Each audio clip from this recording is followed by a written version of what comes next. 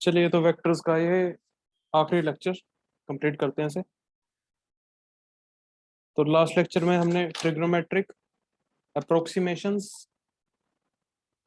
Vectors कर रहे हैं, उसका लास्ट लेक्चर है। ट्रिग्नोमेट्रिक अप्रोक्सीमेशन वगैरह देखी थी कि ट्रिग्नोमेट्रिक अप्रोक्सीमेशन कैसे करते हैं। 5 डिग्री से लेस एंगल तो साइन थीटा को थीटा लिख सकते हैं, टेन थीटा को थीटा और कोस थीटा को 1 - θ² 2। और जब थीटा नियरली टेंडिंग टू 0 हो जाए तो कोस थीटा नियरली 1 हो जाता है, ये देखा था। लामीज थ्योरम देखी थी कि जब भी तीन कोप्लेनर फोर्सेस जो सेम प्लेन में लाई कर रही है, या कोई भी तीन कोप्लेनर वेक्टर होते हैं, तो उनका फॉर इक्वल इक्वेशन बनती है वो a by sine alpha equal to b by sine beta equal to c by sine gamma. ये देखा था लामीज थ्योरम। और कुछ क्वेश्चन किए थे, ये किया था। क्वेश्चन लिखो, write a question. The movement of the force, the movement of the force F vector equal to 2i cap minus 3j cap plus 4k cap acting at a point 3i cap plus 2j cap plus 3k cap acting at a point दे दिया हमें, force दे दिया। Movement of force में बता चुका हूँ क्या होता है। मूवमेंट ऑफ फोर्स टॉर्क होती है, मैंने लिखवाया था ये नोट में कि टॉर्क को मूवमेंट ऑफ फोर्स भी कहते हैं। तो फोर्स दे दिया मैंने और एक पॉइंट दे दिया जिस पॉइंट पे वो फोर्स लग रही है। लेकिन टॉर्क के लिए एक और पॉइंट चाहिए होता है जिस पे बैठ के हम देखते हैं कि जिस पॉइंट के अबाउट टॉर्क लगती है, उस पॉइंट के अबाउट हम देखते हैं कि इस पॉइंट के अबाउट टॉर्क कितनी आएगी, तो वो भी देना होगा। तो लिखो about about the origin,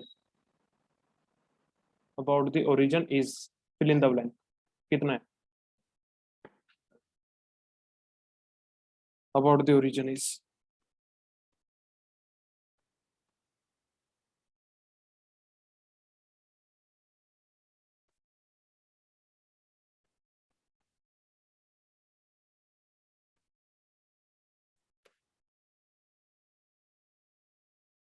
solve करो इसे।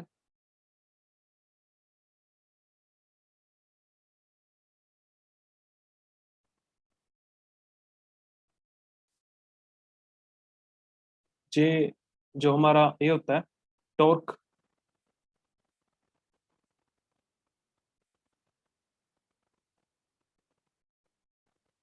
टॉर्क क्या होती है? R cross F.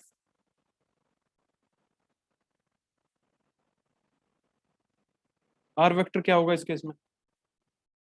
R vector होगा इस पॉइंट पे लग रही है, किस अबाउट के, किसके अबाउट लग रही है? 0,0,0 के।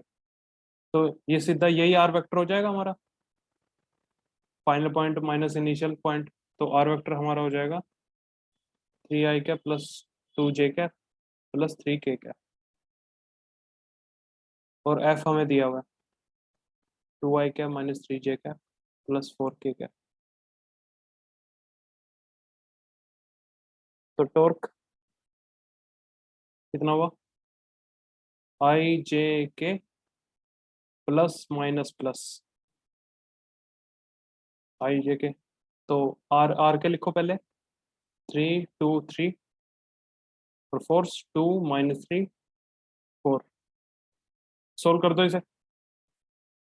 प्लस आई कैप टाइम्स ये ये कॉलम काटो, ये रो काटो, तो ये क्या रहेगा? 2 4 8 माइनस माइनस -9 माइनस जे कैप 12 - 6 प्लस के कैप -9 -4। कितना है ये प्लस है, प्लस आई कैप 8 8 16 17 आई कैप -6 जे कैप -13 के कैप। ये आ गई हमारी टॉर्क। इसे ही मूवमेंट ऑफ फोर्स भी बोलते हैं। Is equal to torque is equal to movement of force.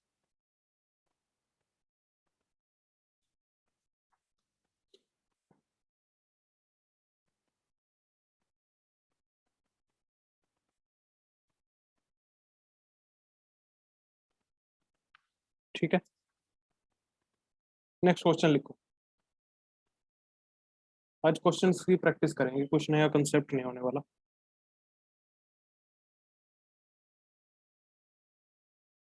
लिखो, the angle between A vector and B vector is theta. The angle between A vector and B vector is theta. Then the value of triple product, then the value of triple product, triple product कौन सा? ए part लिखो। ए, इसको बड़े बड़े से denote कर रहा हूँ, या चलो छोटे से कर लेते हैं, छोटे से कर लेते हैं, ए वेक्टर बी वेक्टर से कर लेते हैं।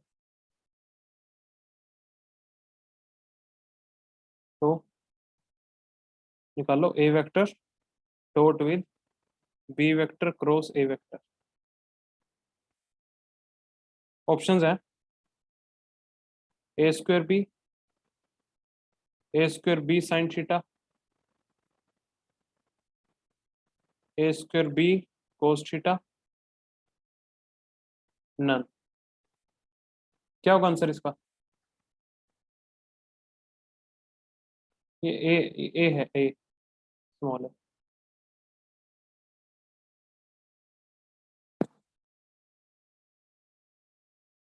क्या रहा इसका आंसर?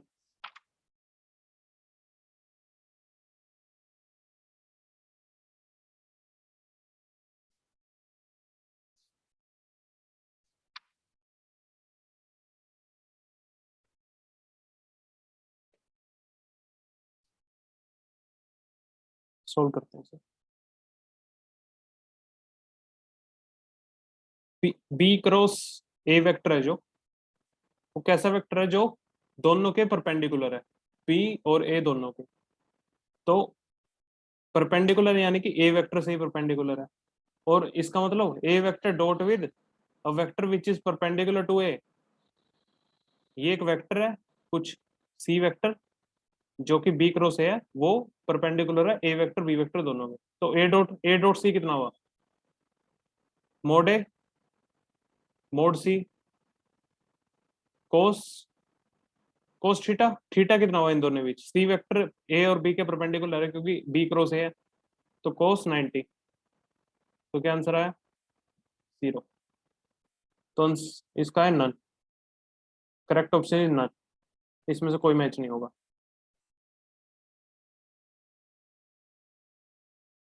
लिखो बी पार्ट लिखो क्वेश्चन का। Mod of A vector cross with B vector cross A vector, इसका डिटर्मिनेंट मोड, इसकी वैल्यू फाइंड करो। और इस क्वेश्चन को थोड़ा वो कर लेना, हाईलाइट कर लो, इंपॉर्टेंट मार्कर।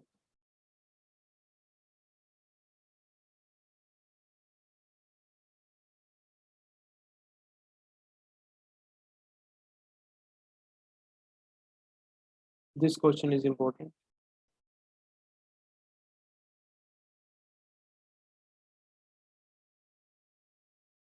सोल्व करो इस क्वेश्चन को।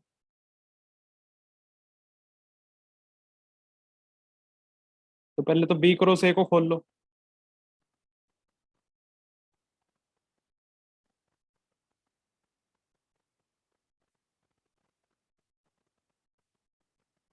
बी क्रॉस ए को,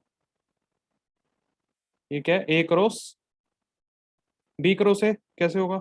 बी ए साइन थीटा, कुछ बी और ए के बीच में साइन थीटा एंगल है, तो बी ए साइन थीटा। और एन एन कैप एक वेक्टर है जो बी और ए के परपेंडिकुलर। ठीक है, बी क्रॉस ए को खोल लिया, तो ये आगे कितना होगा? इक्वल टू जो ये बी एक मैग्नीट्यूड है, बी भी एक मैग्नीट्यूड है, ए भी एक मैग्नीट्यूड है, इन दोनों को बाहर ले जा सकता हूँ। साइन थीटा भी एक मैग्नीट्यूड है, उसको भी बाहर ले जा सकता हूँ। जो भी स्केलर होते हैं ना, उन्हें बाहर ले जा सकते हैं जब भी ऐसे क्रॉस प्रोडक्ट करना। जैसे अगर ए क्रॉस कुछ ए वेक्टर क्रॉस के सी वेक्टर है, तो के को बाहर ले जाके ऐसे कर सकते हैं, ए क्रॉस सी। जो एंड में वेक्टर आ जाए बस उन्हें क्रॉस प्रोडक्ट करो, स्केलर को बाहर ले जा सकते हैं मल्टीप्लाई करके। तो बी ए साइन थीटा, इसे बाहर ले गए, तो आगे अंदर क्या रह गया, mod of A vector cross with N cap. A cross N कितना होगा, बी ए साइन थीटा, ये तो बाहर है। अब ए क्रॉस एन को लिखो, मोड ए, ये सब भी मोड ही है, ये जो लिखे हुए हैं मैंने बाहर स्केलर हैं, मैग्नीट्यूड है, mod A, mod of N cap. और एन कैप क्या है, बी और ए के परपेंडिकुलर है, और ए वेक्टर बी और ए के परपेंडिकुलर मतलब ए और इसके एन के बीच 90 डिग्री एंगल है, यानी कि साइन 90। तो ये कितना हुआ, a square b sine theta. Clear है। मैग्नीट्यूड निकालना था हमें, मैग्नीट्यूड क्या है इसकी, अभी हमें ए क्रॉस एन का हमने मैग्नीट्यूड निकालना है, a A N sine theta. इसकी कोई डायरेक्शन भी आएगी जो ए वेक्टर और एन वेक्टर के परपेंडिकुलर होगी, लेकिन उसको हमें चिंता नहीं करनी, क्योंकि हमें क्या कहा है, हमें यहाँ से बताया गया कि हमें मैग्नीट्यूड ही निकालना है बस। तो डायरेक्शन एक ए क्रॉस एन की जो डायरेक्शन है, एक डायरेक्शन भी आएगी उसके साथ, A N sine theta sine 90 है, तो मैग्नीट्यूड हो गया। एक डायरेक्शन आएगी जो ए वेक्टर और एन कैप के परपेंडिकुलर होगी, उस डायरेक्शन की चिंता करने की जरूरत ही नहीं है हमें, क्योंकि हमें बस मैग्नीट्यूड पूछा है। ठीक है, लिखो next question, right next question.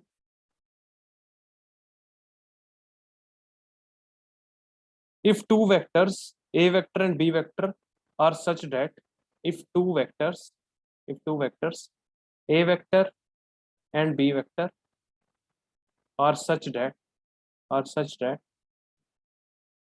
their sum a vector plus b vector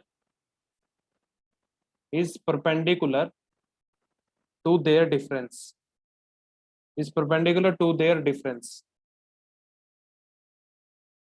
then what is the ratio is perpendicular to their difference then what is the ratio of their magnitude then what is the ratio of their magnitude।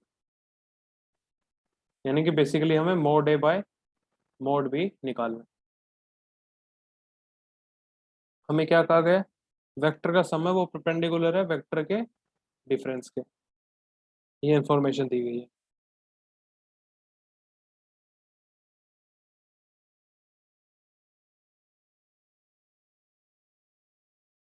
लिखो इसमें line लिखो थोड़ी, 2-3 लाइनें लिखो। since the two diagonal a vector and b vector since two diagonals a vector and b vector and a vector my लिखो since two diagonals a vector plus b vector and a vector minus b vector are perpendicular to each other are perpendicular to each other perpendicular to each other therefore this parallelogram therefore this parallelogram must be a rhombus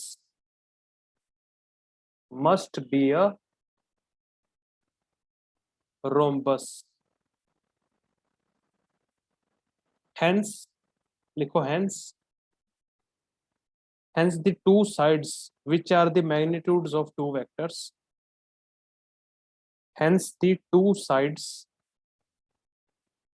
which are the magnitudes of two vectors which are the magnitudes of two vectors will be equal to will be equal to will be equal to नहीं will be equal will be equal, hence ratio is 1:1। समझ आया? ए vector और B vector है, ये कहा गया है हमें सम और डिफरेंस है वो परपेंडिकुलर है। तो हमें ये तो पता है पैरेललोग्राम, जब हम पैरेललोग्राम वेक्टर एडिशन देखते थे तो पैरेललोग्राम का एक diagonal A vector plus B vector को रिप्रेजेंट करता है और दूसरा diagonal A vector minus B vector, या उसकी डायरेक्शन रिवर्स कर दो तो B vector minus A vector, मतलब बेसिकली डिफरेंस को रिप्रेजेंट करता है दूसरा डायगोनल। तो इसमें क्या कहा गया कि ए वेक्टर प्लस बी वेक्टर और ए वेक्टर माइनस बी वेक्टर दोनों परपेंडिकुलर हो गए हैं। तो पैरेललोग्राम के जब डायगोनल परपेंडिकुलर हो जाते हैं तो वो रोम्बस बन जाती है, हमें ये पता है। पैरेललोग्राम के जब डायगोनल्स हैं वो परपेंडिकुलर हो जाते हैं, मतलब उसके डायगोनल्स के बीच जब 90 डिग्री एंगल बन जाता है तो वो रोम्बस हो जाते हैं। जैसे अभी ये पहले ऐसे ऐसे होगा, ये ऐसे, लेकिन अब ये 90 डिग्री आ गया इनके बीच, ये पहले छोटा एंगल था बड़ा, तो ये पैरेललोग्राम हमारा एक रोम्बस बन जाता है। तो उसके दोनों साइड्स हैं, hence two sides which are magnitude of two vectors will be equal, और रोम्बस की जो एडजेसेंट साइड्स हैं वो इक्वल है, इसलिए इनकी रेशियो 1:1 कह सकते हैं। जब रोम्बस बन जाता है तो उसके जो दो साइड्स हैं उनके मैग्नीट्यूड इक्वल हो जाएंगे। तो एक तो ये तरीका है कहने का, जिससे हम ये एक तरह से हमने बस पैरेललोग्राम लॉ से देख के उसे रोम्बस बना दिया कि 90 डिग्री हो गया तो रोम्बस हो गया। भी डायगोनल होते हैं, ये दोनों डायगोनल्स को रिप्रेजेंट करते हैं पैरेललोग्राम, और यहाँ से हमें बोल दिया कि फिर ए जो इनके जो एडजेसेंट साइड्स होती है, two sides which are magnitude of two, दोनों वेक्टर के मैग्नीट्यूड्स हैं, एक ए है एक बी है, तो वो इक्वल होंगे तो उनकी रेशियो 1:1 हो जाएगी। एक दूसरा तरीका ये है, मेथड टू क्या हो सकता है? मेथड टू ये है, ए वेक्टर प्लस बी वेक्टर जो का है उसे मैथमेटिकली लिख दो। ए वेक्टर प्लस बी वेक्टर दोनों परपेंडिकुलर है तो इनका डॉट प्रोडक्ट होगा जो वो जीरो होगा। डॉट प्रोडक्ट कर रहा हूं मैं, ए प्लस बी और ए माइनस बी, इनका डॉट प्रोडक्ट जीरो। तो अभी खोल दो इसे, क्या बनाए? ए डॉट ए, ए डॉट ए कितना हुआ मोड स्क्वायर, और दूसरा आया minus A dot B plus B dot A minus mod B का स्क्वायर, तो इक्वल टू जीरो है। तो ए डॉट बी और बी डॉट ए इक्वल होते हैं तो ये माइनस प्लस कैंसिल हो जाएंगे, तो यहाँ से क्या आएगा mod A square equal to mod B का स्क्वायर, तो यहाँ से क्या आएगा mod A equal to mod B, this implies mod A by mod B equal to 1।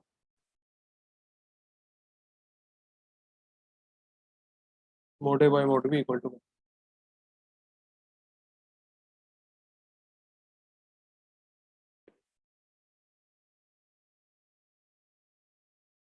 ठीक है,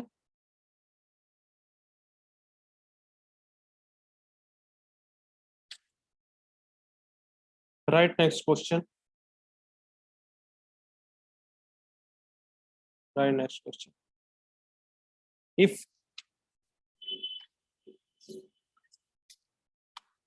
देखो, if three forces are acting on a body, if three forces F1, F2 and F3 are acting on a body, are acting on a body, F1 vector, देख लो F1 vector, F2 vector and F3 vector. If three forces F1 vector, F2 vector and F3 vector are acting on a body as shown, then find net force on the body in कैसे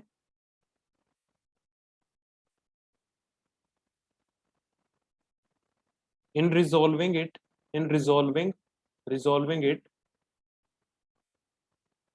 in I cap, J cap and K cap, in I cap, J cap force, net force निकालनी है, उसे resolve करना है आई cap, जे cap, के cap में, यानी कि नेट फोर्स को आई कैप, जे कैप, के कैप के कंपोनेंट्स में लिखना है।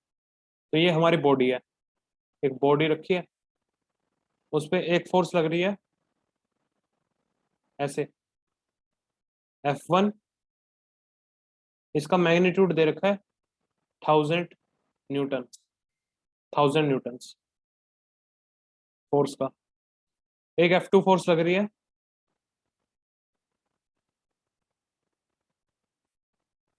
F2 फोर्स लग रही है इस पे, वो लग रही है ऐसे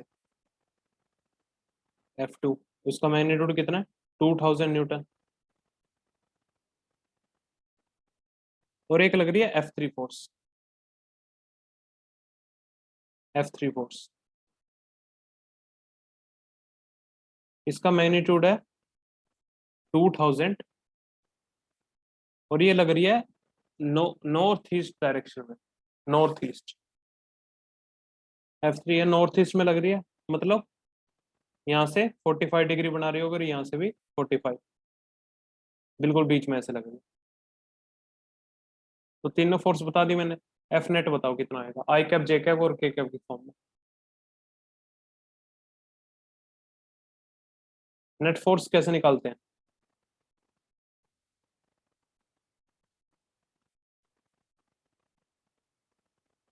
एफ नेट फोर्स क्या होगा, तीनों फोर्स ही लग रही है इसके ऊपर, तो हमारा नेट फोर्स क्या होगा, तीनों का वेक्टर सम, वेक्टर सम तीनों का। अगर ए वेक्टर और बी वेक्टर कुछ होता था तो इसका नेट रिजल्टेंट क्या होता, ए वेक्टर प्लस बी वेक्टर होता था। तो ऐसी नेट रिजल्टेंट फोर्स कितनी होगी, अगर तीन फोर्स ही लग रही है, F1 vector plus F2 vector plus F3 vector. तो लिखो इसे, F1 वेक्टर कितना हुआ -1000 i cap, x Y coordinate ऐसे ये दिए हुए हैं, ये एक्स है ये वाई है, ये एक्स वाई कोऑर्डिनेट दिए हुए हैं हमें।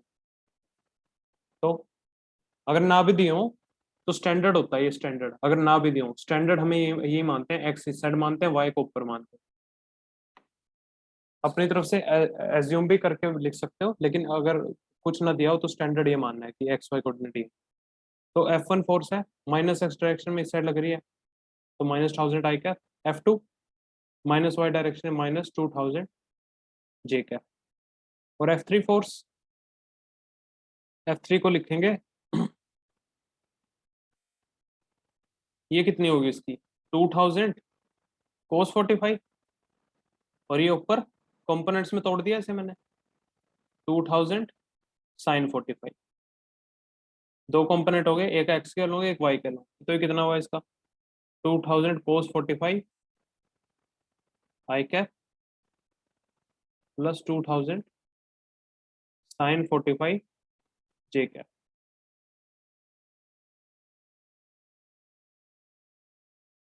तो इसे खोल के आगे सोल्व कर लोगे, कोस 45 को सब्स्टिट्यूट कर देना, साइन 45 को सब्स्टिट्यूट कर देना, नेट फोर्स हमारी आ जाएगी वेक्टर फॉर्म। ठीक है, एक एक स्टेटमेंट लिखो छोटी सी, नोट लिखो, note, there is important note. लिखो free body diagram, free body diagram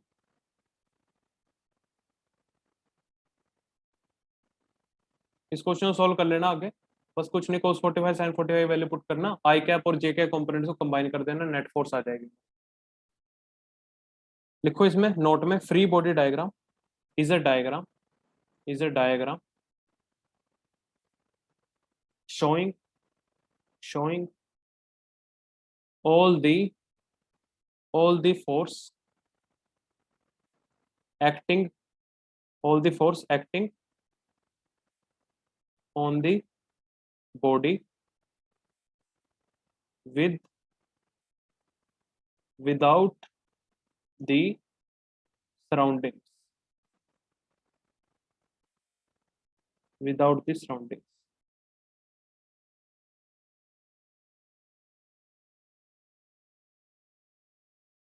free body diagram is a diagram which show all the force acting on a body without the surrounding.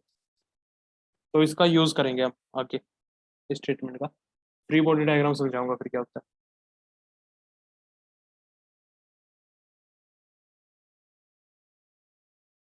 देखो next question. A a man is a man a man is running on the road. A man is running on the road with a velocity of 4 meter per second, with a velocity of 4 meter per second in in लिखो east direction, इन east direction, इन east direction लिखो या towards लिख दो, towards भी लिख सकते हैं। A man is running with a speed of 4 meter per second in the east direction। ये लास्ट क्वेश्चन था ना, जो इसमें एंड में जो भी तुम कर दोगे आई कैप जे कैप, एंड में यूनिट जरूर लगा देना न्यूटन। ये तुम्हारे अगर एग्जाम्स जब सब्जेक्टिव एग्जाम होते हैं जो सीबीएसई बोर्ड के, उसमें यूनिट्स ना लगाओ तो नंबर काट लेते हैं, तो एंड में न्यूटन जरूर लिखते हैं। लिखो अ मैन, ये तो लिख लिया 4 मीटर पर सेकंड से ईस्ट डायरेक्शन की तरफ दौड़ रहा है।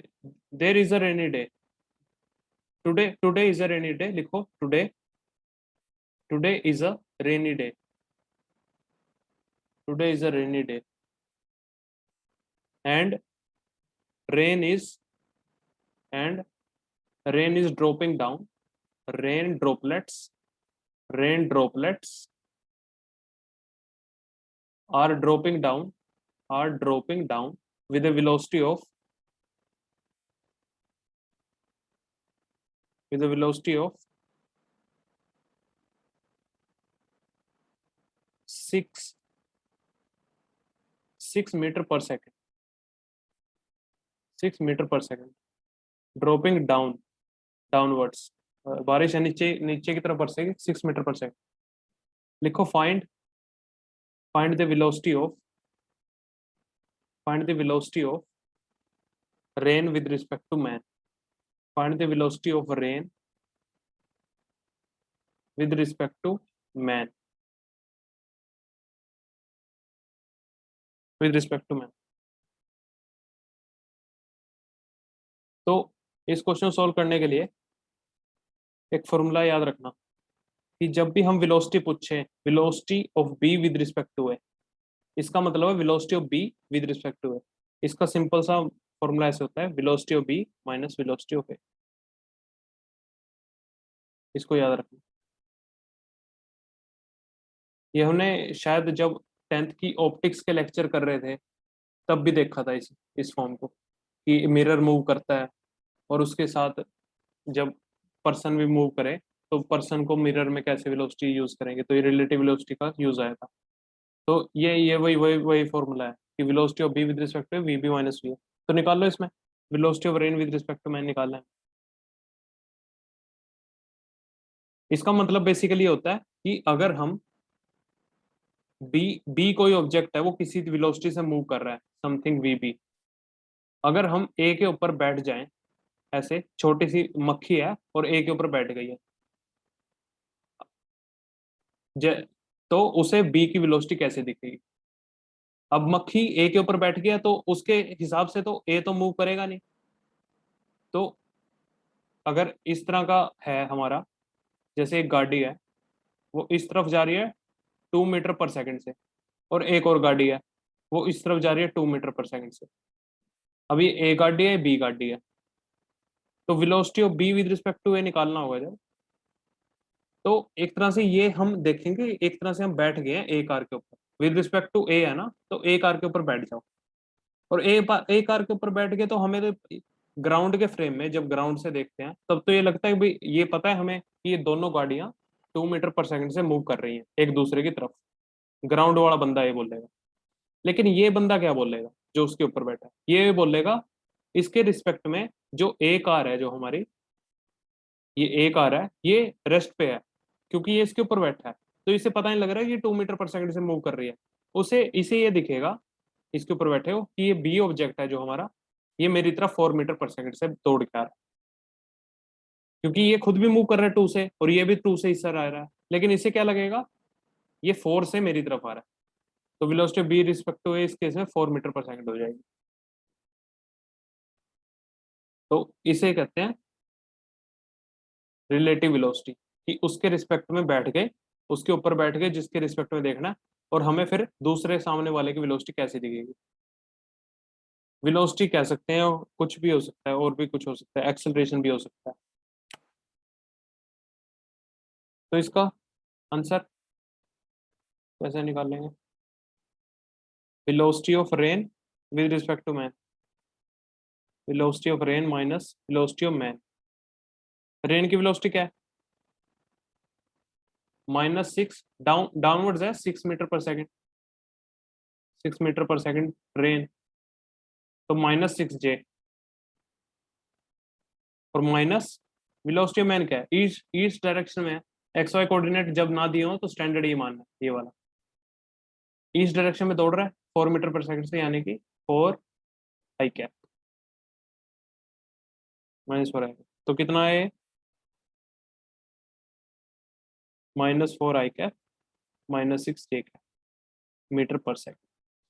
ये velocity of rain with respect to man, मतलब एक तरह से ऐसा हो रहा होगा, ये बंदा ऐसे दौड़ रहा है इस तरफ, और ये बरसात इस तरफ नीचे जा रही है, तो इसके ऊपर बैठ जाएंगे हम, तो इसे ऐसा दिखेगा कि बरसात नीचे भी जा रही है और मेरी तरफ भी भाग के आ रही है, तो कुछ इस तरीके से बरसात की मूवमेंट लगेगी इस तरीके से,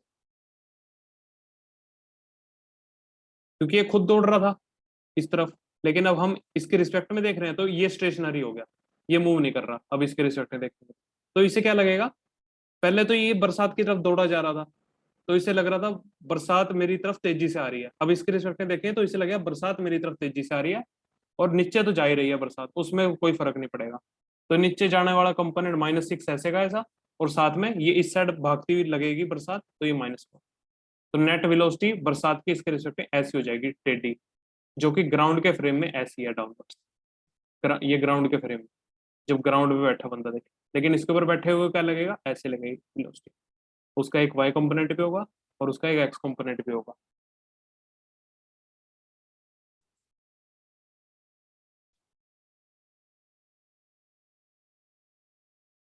लिखो next question. There are two there are two vectors p and q, there are two vectors p and q, तो हमें दिया क्या हुआ है, मैं सीधा डाटा बता देता हूँ, मैग्नीट्यूड का रेशो दिया हुआ है 1/2, मैग्नीट्यूड का रेशो दिया हुआ है 1/2, और क्या दिया हुआ है, और दिया हुआ है 10 फाइ इक्वल टू √3/2, और डायग्राम बना रखा है, डायग्राम ऐसे है, ये p है, ये q है हमारा, इनका रिजल्टेंट क्या होगा, पैरेललोग्राम कंप्लीट करो, ये रिजल्टेंट होगा, इसे कुछ रिजल्टेंट को r बोल देते हैं, तो रिजल्टेंट जो p से एंगल बनाता है ना, ये फाइ, ये दिया हुआ 10 फाइ, और इनके मैग्नीट्यूड की रेशियो दी हुई है, तो निकालना क्या है, निकालना है p और q के बीच एंगल थीटा, p और q के बीच जो एंगल है थीटा, वो निकालना, फाइंड थीटा, फाइंड थीटा।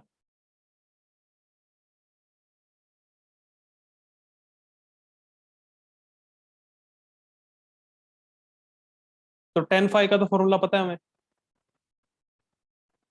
जब ये फाइ एंगल है रिजल्टेंट का p से किसी से, जो p वेक्टर है उसके साथ रिजल्टेंट का अगर एंगल फाइ फाइ है, तो हमें 10 फाइ का फॉर्मूला पता है, हमने वेक्टर एडिशन में पढ़ा है, कितना होता है, q sine theta divided p plus q cos theta, p plus q cos theta, sine कर दिया कोस थीटा, पढ़ा था ना मैंने, जब a वेक्टर होता है b वेक्टर होता है, तो इसका कुछ रिजल्टेंट सी वेक्टर होता है। तो ये अगर ये फाई एंगल है, सी रिजल्टेंट है जो ए से बना रहा है, तो ये टेन फाई जो होता था ये हमारा होता था B sine theta divided by A plus B cos theta. तो यहाँ पर इस केस में बी क्या है हमारा, इस केस में बी हमारा क्यू है और ए है हमारा पी। तो सिंपल फॉर्मूला अप्लाई कर दो फिर। तो टेन फाइव दिया हुआ √3/2, ऊपर नीचे क्या उसे डिवाइड कर दो, क्यू से ऊपर ऊपर न्यूमिनेटर और डिनोमिनेटर दोनों को डिवाइड कर दो। तो क्या हुआ साइन थीटा और ये p/q प्लस कोस थीटा।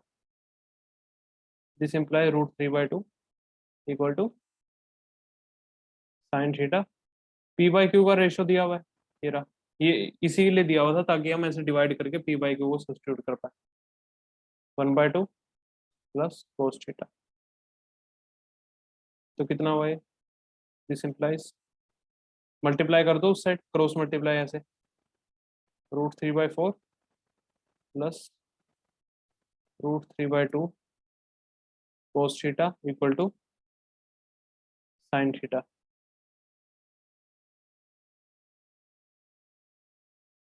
दोनों साइड क्या करोगे, साइन थीटा को क्या लिखोगे,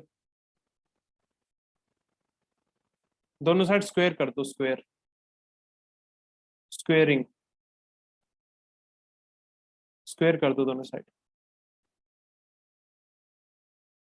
क्या बना हमारा 3/√3/4 का square 3/16 plus 3/4 cos square theta. A plus b का स्क्वायर क्या होता है, a square plus b square plus 2ab, तो प्लस 2√3/4 इंटू √3/2 कोस थीटा। किसके बराबर आ जाएगा ये, sine square theta. Sine square theta को इक्वल टू कर दो 1 माइनस कोस स्क्वायर थीटा,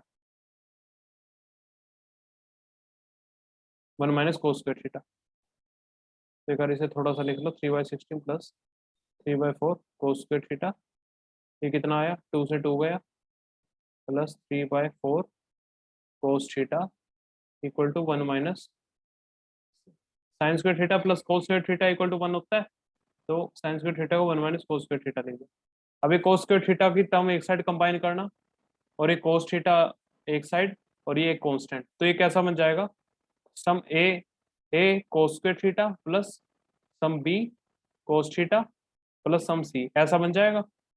तो एक तरह से क्वाड्रेटिक बन गई। कोस कोस कोस थीटा को अगर टी पुट कर दें तो ये क्वाड्रेटिक बन जाएगी ऐसी, a t² plus b t plus c. तो इसके रूट्स निकाल लोगे, t equal to -b plus minus √b² minus 4ac divided by 2a, ऐसे करके निकाल लेंगे। तो हमारा को इससे t की वैल्यूज आ जाएगी और ये वैल्यूज हो जाएंगी कोस थीटा की। सॉल्व कर लोगे, कैलकुलेशन में टाइम वेस्ट नहीं करते हैं, तरीका बताना था मुझे, कैलकुलेशन तो तुम कर लोगे।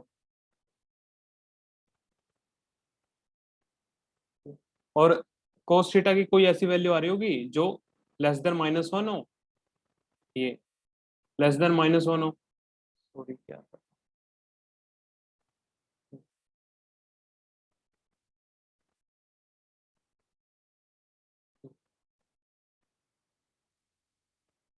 लेस देन 1 हो और ग्रेटर देन किससे बड़ी होनी चाहिए, -1 से।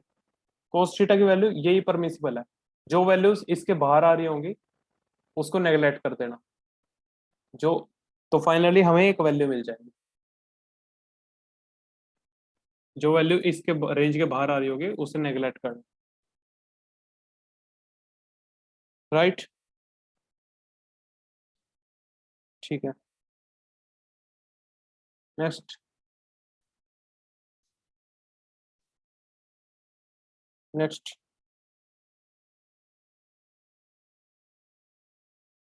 लिखो, ऐसे है, एक ऑब्जेक्ट है इस तरीके से, मैं सीधा क्वेश्चन सीधा फिगर बना रहा हूँ क्वेश्चन की, उस पर कुछ फोर्स F लगा देते हैं हम। ये एक रस्सी है, रस्सी है एक, रस्सी से एक ऑब्जेक्ट बांधा हुआ है हमने, कुछ एम मास है इसका, एम मास है, इस पे एफ फोर्स लगाई तो ये मूव करेगा इस साइड। कब तक मूव करेगा, कुछ ऐसी स्थिति बन जाएगी,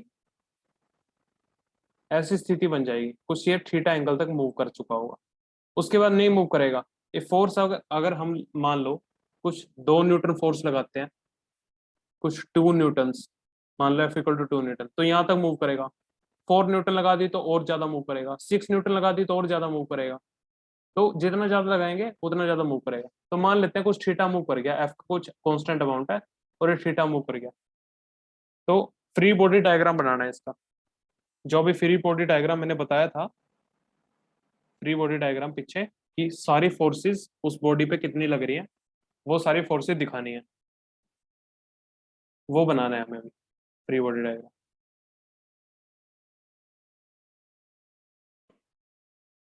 ठीक है, इसमें इसमें एक पॉइंट लिखो, वो जानना जरूरी है तुम्हारे लिए, नोट लिखो छोटा सा। When ever, when ever a force is applied to a string, whenever a force is applied to a string, to a string, its length does not change, its length आगे लिखो, its length does not change appreciably, appreciably मतलब कुछ ज्यादा खास change नहीं होती, appreciably, and a force arises in the string, and a force, a force arises, arises, a force arises in the string, in the string, which is called as tension, which is called as tension।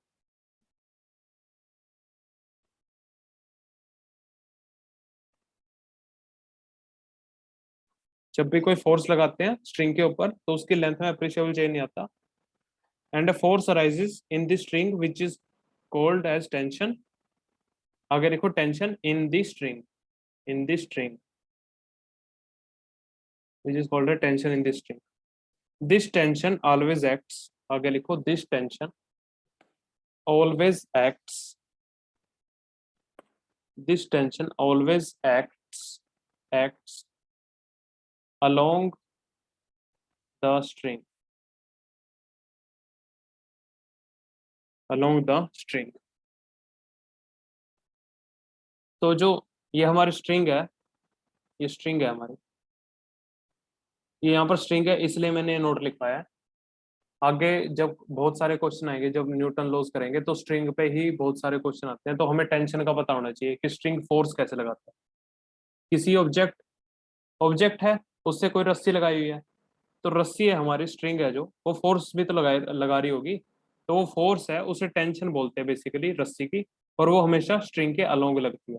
मतलब along लगती है मतलब क्या है, ये देखो, along मतलब यहाँ पर जब है तो ऐसे लग रही होगी ऊपर, अलोंग, ऊपर की तरफ। अभी यहाँ है ऐसे है तो स्ट्रिंग के अलोंग ऐसे लगेगी, ऐसे लगती है हमेशा ऑब्जेक्ट से स्ट्रिंग की तरफ, जो ऑब्जेक्ट हमने एंड पॉइंट पे लगाया हुआ है उससे स्ट्रिंग की तरफ लगती है। तो फ्री बॉडी डायग्राम मैंने बताया था कि सारी फोर्सेज लिखनी होती हैं उस, इसलिए अब टेंशन का पता लग गया हमें। और कौन सी फोर्स लग रही होगी इसके ऊपर, एक फोर्स लग रही होगी mg, इसका वेट, और एफ फोर्स तो दी हुई है। जब कोई फोर्स नहीं लगा रहे थे हम इस पे, तब ये चुपचाप ऐसे बैठा था। हाँ, हाँ, चुपचाप ऐसे बैठा था। लेकिन जब इस पे कोई फोर्स लगाई हमने तो एक इक्विलिब्रियम पोजीशन ले ली इसने थीटा एंगल पे, एफ फोर्स लगाने पे एक थीटा एंगल पे इक्विलिब्रियम पोजीशन ले ली इसने। तो अब इस पे नेट फोर्स लिखो, नेट इसका फ्री बॉडी डायग्राम बनाओ।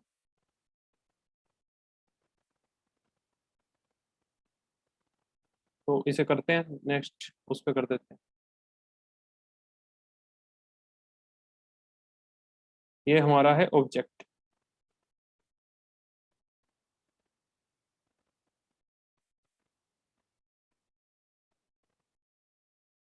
ये है स्ट्रिंग, ये थीटा एंगल बना रहा है, इससे फोर्स एफ लग रही है, ये एक टेंशन लग रही है टी, एक लग रहा है इसका वेट एम जी।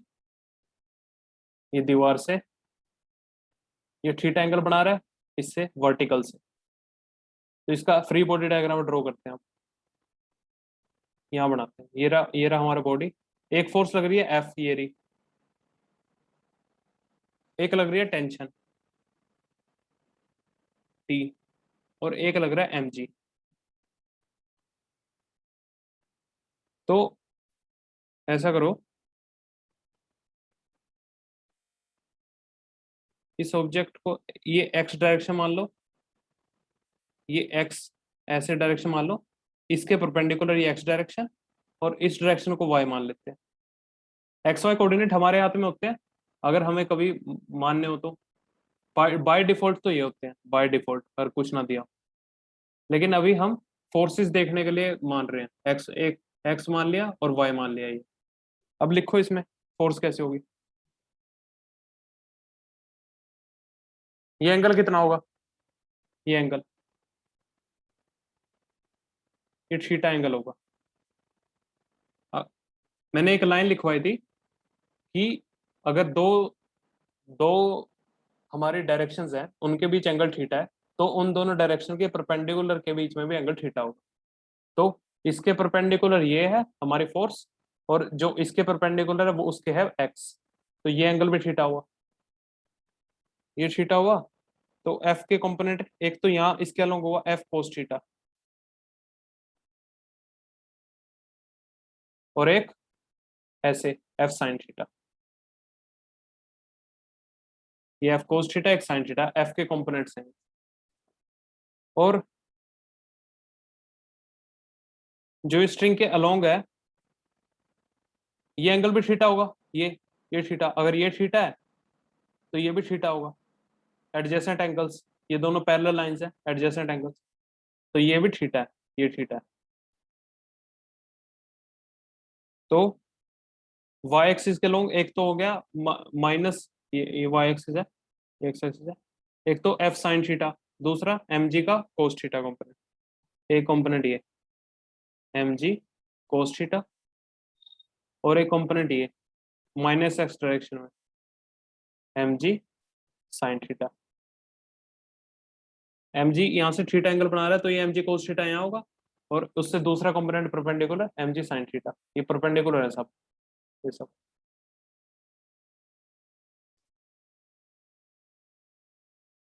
ठीक है, और टेंशन तो ऐसे के ऐसे ही लिख दो, क्योंकि ये तो सिंपल वाई के अलोंग ही लग रही है। तो अब लिखो, एक चार्ट सा बनाओ, फोर्स लिखो, पहला force along string, along string, एक लिखो परपेंडिकुलर टू स्ट्रिंग। एक टेबल बनाते हैं। तो टी फोर्स है जो अलोंग स्ट्रिंग है,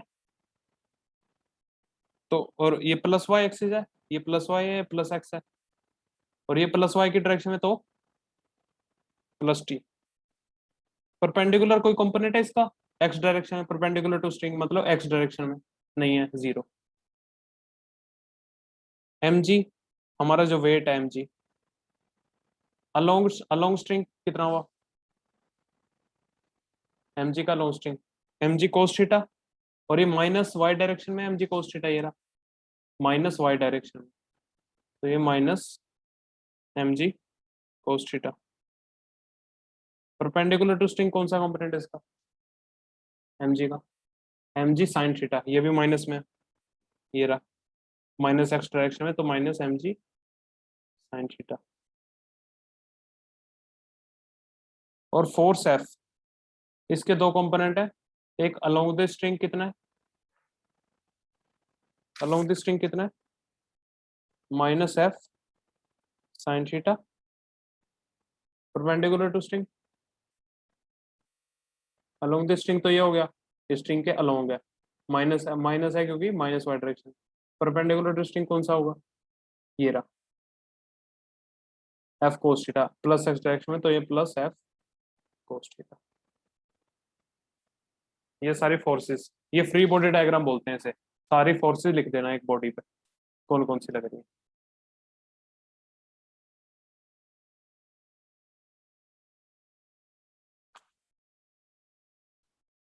ठीक है, लिखो नेक्स्ट। नेक्स्ट लिखो।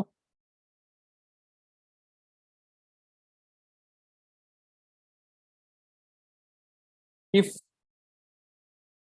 लिखो if a unit vector plus b, a cap b cap plus C cap, ये यूनिट वेक्टर्स हैं, a vector b vector c vector की डायरेक्शन में, a cap plus B cap plus C cap का square equal to 0, then find,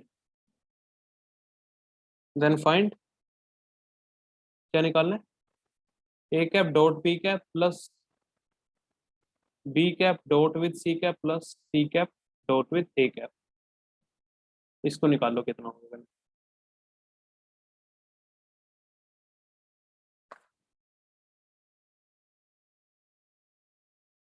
क्या value होगी इसकी,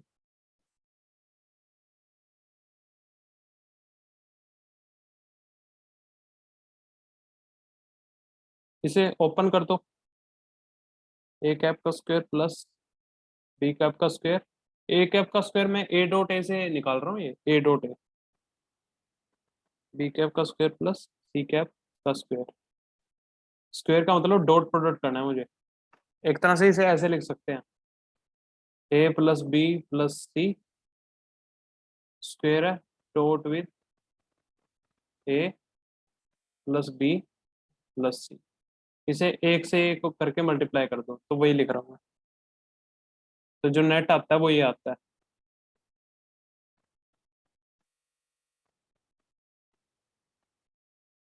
ए a a a cap dot with a cap क्या होगा, mod of a cap का square होगा, तो ये भी मोड बी कैप का स्क्वायर, मोड सी कैप का स्क्वायर, और ये आगे क्या होगा, 2 times a cap dot B cap plus B cap dot C cap plus C cap dot with a cap is equal to 0। कैसे आया, एक तो a cap dot B cap, एक तो a cap into b cap, ये a cap b cap बनेगा, और एक b cap into a cap, b cap a cap dot with b cap और b cap dot with a cap, ये दो हैं ए डॉट बी, तो ये 2 इंटू ए डॉट बी यहाँ से आया, तो ऐसे ही सिमिलरली बाकी बाकी सारे आएंगे। ए और मैग्नीट्यूड ऑफ ए वेक्टर कितना हुआ, यूनिट वेक्टर है ये सारे, ये सभी यूनिट वेक्टर हैं, तो इसका 1 + 1 + 1, mod of C cap equal to 1 plus 2 times ये हमारा जो ये पूरा है ये इक्वल टू 0, तो इसकी वैल्यू क्या आई हमारी finally, A cap dot B cap plus B cap dot C cap plus C cap dot A cap equal to क्या आया, -3/2, -3/2।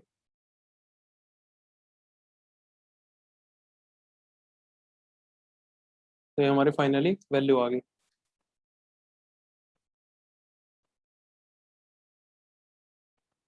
लिखो नेक्स्ट, नेक्स्ट क्वेश्चन, एक नेक्स्ट क्वेश्चन सॉल्व करने से पहले फ्री बॉडी डायग्राम बनाना है, फ्री बॉडी डायग्राम बनाना है, किसका बनाना है, एक ऑब्जेक्ट है वो ऐसे रखा हुआ है एक वेज के ऊपर, जो वेज हमारा theta equal to 30 degree angle बना रहा है, उस पर एक ऑब्जेक्ट रखा है ऐसे, इसका कुछ मास है एम, एम मास है, तो इसका फ्री बॉडी डायग्राम बनाना है, एक एम है और ऐसे कुछ टेंशन टी लग रही है, और वो भी ऐसे 30 डिग्री पे लग रही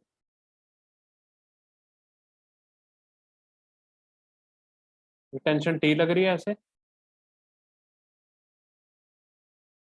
ऐसे दिखाता हूँ, ऐसे लग रही है टेंशन टी, और वो भी 30 डिग्री यहाँ से बना रही है इस वैल्यू से, तो इसका फ्री बॉडी डायग्राम बनाना है।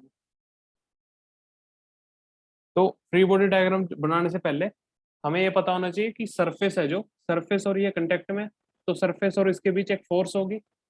ये सरफेस है, जब भी हम जमीन पे खड़े होते हैं, जमीन पे हम खड़े हुए हैं, तो जमीन और हमारे पाँव के बीच कुछ ना कुछ फोर्स होती है। वो फोर्स क्या होती है उसको पता करना है पहले क्या होती है। तो उसको पता करने के लिए एक नोट लिखो पहले। नोट लिखो, whenever a body is kept on some surface, whenever a body is kept on some surface, then the surface exerts, whenever a body is kept on some surface, then the surface exerts a force on the body, then the surface exerts a force on the body which prevents the body from penetrating, which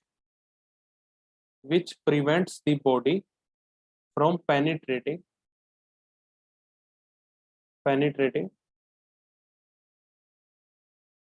into the surface, into the surface, into the surface. This force, लिखो, this force is called as, this force is called as normal reaction, normal reaction. इस force को normal reaction कहते हैं। And it always acts perpendicular to the surface, to the surface.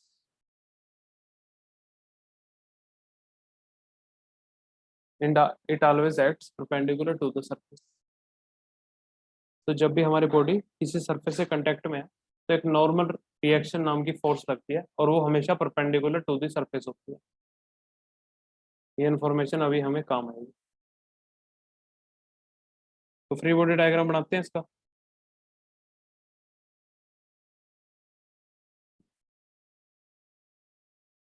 ये हमारा object 30 degree angle है। ये हमारा object, x Y axis ये ले रहे हैं आपकी बार, एक्स वाई एक्सिस ये है, और हमें क्या दिया हुआ है, इस पे एक टेंशन टी लग रही है, टी फोर्स है, ये फोर्स है, एक फोर्स लगा रहे हैं टी, टी अमाउंट की 30 डिग्री पे है। और मैंने अभी कहा नॉर्मल रिएक्शन एक सरफेस और ऑब्जेक्ट के बीच होता है परपेंडिकुलर टू सरफेस, उसे एन नाम दे देते हैं। वो ऐसे लग रहा है, ऐसे, एन, एन अमाउंट का ऐसे, और एक एम जी लग रहा होगा इस पे, ग्रेविटी की वजह से, ग्रेविटेशनल फोर्स एम जी। तो इनको कंपोनेंट्स में खोलो।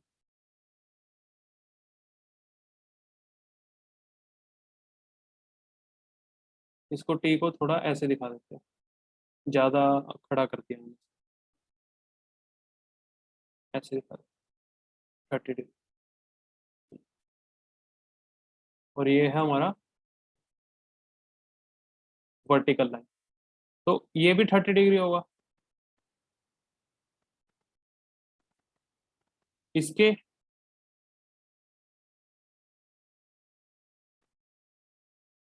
ये जो हमारी साइड है, इसके परपेंडिकुलर है ये नॉर्मल रिएक्शन, और ये जो साइड है इसके परपेंडिकुलर है ये वर्टिकल लाइन।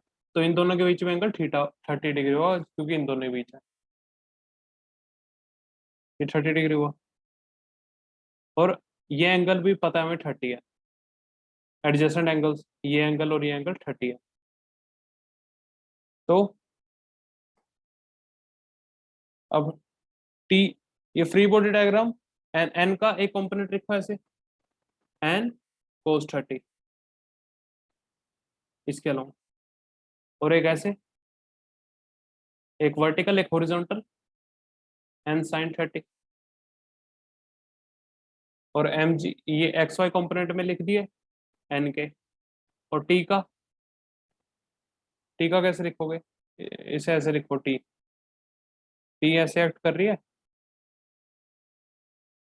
और ये इससे 60 डिग्री बना रही है, 30 ये और 30 और 60 डिग्री। तो इसका एक कंपोनेंट होगा यहाँ T cos 60 is equal to T/2, और एक होगा ऐसे टी sin 60 T√3/2। और जो हमारा नॉर्मल रिएक्शन है, जो ऐसे परपेंडिकुलर लग रहा है सरफेस के, तो इसके एक ये 30 डिग्री बना रहा है, तो n cos 30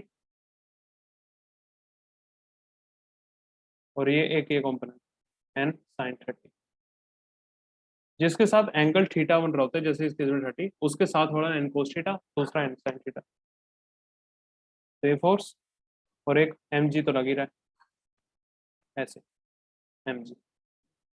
तो ये तीनों फोर्स रिजोल्व कर दिए हमने एक्स वाई डायरेक्शन में। ठीक है, let's end this lecture here. One एक एक और लेक्चर लेना पड़ेगा अभी, अभी अभी खत्म नहीं हो पाएगा वेक्टर, एक फ्री बॉडी डायग्राम्स में ज़्यादा टाइम लगा है, तो एक और लेक्चर लेना होगा। तो इस लेक्चर को अभी यहाँ खत्म करते हैं। Thank you.